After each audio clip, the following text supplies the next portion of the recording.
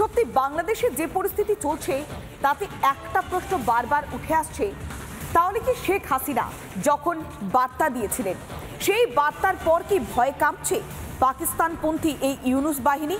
কেননা যেভাবে বঙ্গবন্ধু শেখ মুজিবুর রহমানের বাড়িতে ভাঙচুর চালানো হয়েছে, শেখ হাসিনার বাসভবনে ভাঙচুর চালানো হয়েছে, আওয়ামী লীগের যে কর্মী সমর্থকরা তাদের বাড়ি ভেঙে গুঁড়িয়ে অগ্নিসংযোগের ঘটনা, তাহলে কি বারবার তারা ভয় পাচ্ছে?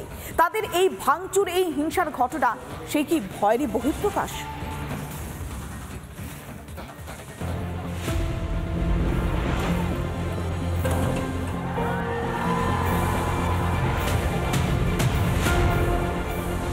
জাতির উদ্দেশ্যে শেখ হাসিনার ভাষণের সময় ঘোষণা হতেই বাংলাদেশ জুড়ে জামাতি মৌলবাদীদের তাণ্ডব। শেখ হাসিনার প্রত্যাবর্তনের ভয় যে সর্বক্ষণ তাড়া করে বেড়াচ্ছে ইউনুসপন্থীদের, সেটা স্পষ্ট হলো বুধবার।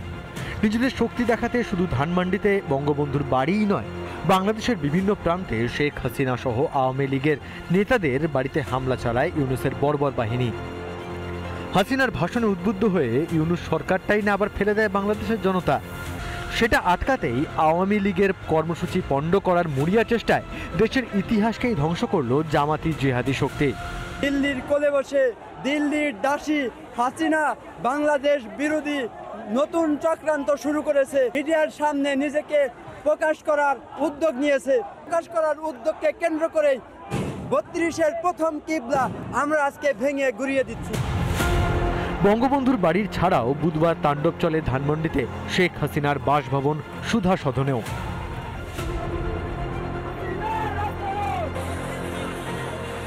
হাসিনা মন্ত্রিসভার একাধিক সদস্যের বাড়িতেও হামলা চালায় জিহাদিরা। ওবায়দুল কাদের থেকে আমির হোসেন আমু। বুধ ও বৃহস্পতিবার রীতিমতো তাণ্ডব চলেছে বাংলাদেশে। ছাত্র আন্দোলনের মেকি আবেগ ফুরিয়েছে।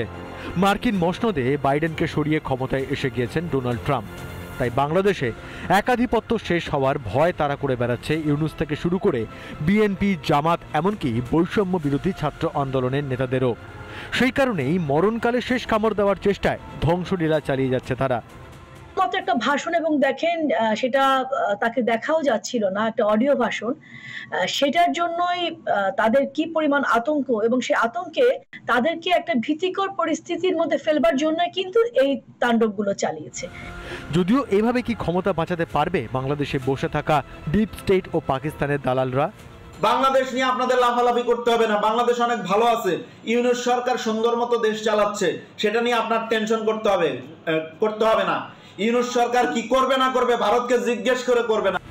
শেখ হাসিনার এক ভাষণে কাঁপিয়ে দিয়েছে বাংলাদেশের পাকিস্তানপন্থীদের গোটা ইকোসিস্টেমকে। প্রতিক্রিয়ায় আরও বেশি আগ্রাসী ইউনুসপন্থী বর্বরের দল। এত কিছু করেও কি মুজিব কন্যার প্রত্যাবর্তন শেষ পর্যন্ত ঠেকাতে পারবে তারা? রিপাবলিক বাংলা। নানা ধরনের কন্টেন্ট দেখার জন্য লাইক করুন, শেয়ার করুন আমাদের ফেসবুক পেজ, সাবস্ক্রাইব করুন আমাদের ইউটিউব চ্যানেল। পাশাপাশি অন্যান্য ব্রেকিং নিউজের জন্য অবশ্যই চোখ রাখুন রিপাবলিক বাংলায়।